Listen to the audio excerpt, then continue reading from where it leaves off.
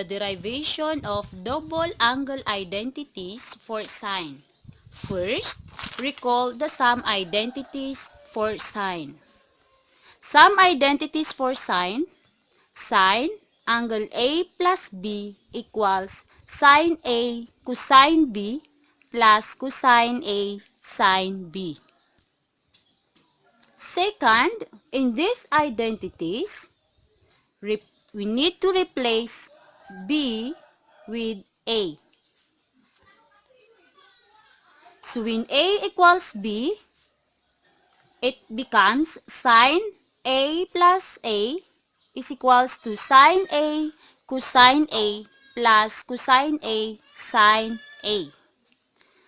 If we add this to A, it becomes sine 2A is equals to sine A cosine A plus cosine A sine A.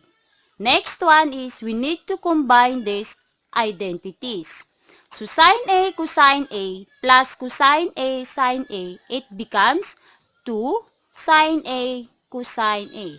So now this is the formula of double angle identities.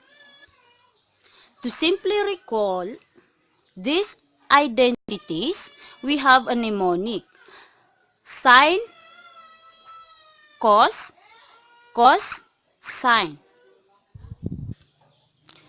Now we know how the double angle identities was derived. For more understanding, let's have an example.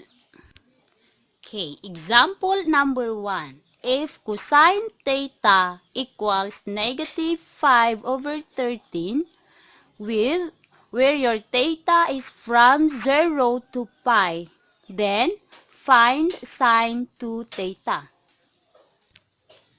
In this problem, first thing we are going to do is to find sine theta, since the given is cosine theta.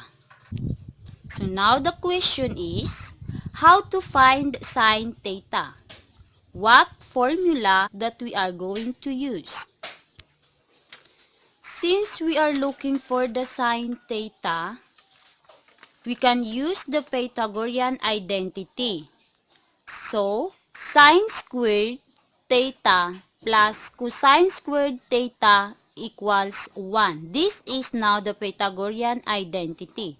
So now, to find sine theta, we need to transpose the cosine squared theta to other side, since this is the given. So in this equation, let's substitute the value of cosine. So 1 minus cosine squared. The value of cosine is negative 5 over 13, then squared. Next one is simplify. So, copy the 1 and the sign. Then 5 squared becomes 25. 13 squared becomes 169. Since the exponent is even, the negative sign becomes positive. Okay, so let us simplify again. Okay, 1 minus 25 over 169, it becomes 144. So, this is now the answer. Since we are looking for the sine theta, take the square. So, this one. So, sine theta is equals to, what is the square root of 144? It is 12. Then, the square root of 169 is 13. So, now, this is the value of sine theta.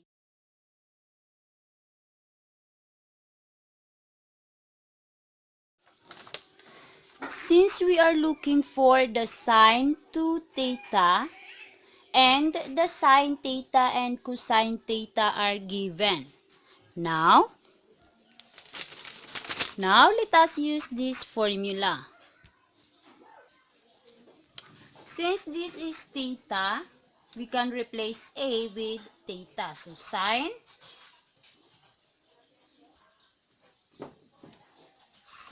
2 theta is equals to, copy the 2, then substitute the given of sine theta. So the value of sine theta is 12 over 13. And the value of cosine theta is negative 5 over 13. So now, let's simplify this one. Since this is a negative, copy the negative sign, because positive times negative becomes negative. So if we multiply these all numbers, 2 times 12 times 5 becomes 120. And multiply all the denominators, 13 times 13 becomes 169. Now, this is the value of sine 2 theta. Sine 2 theta. This is the numbers that we are looking for.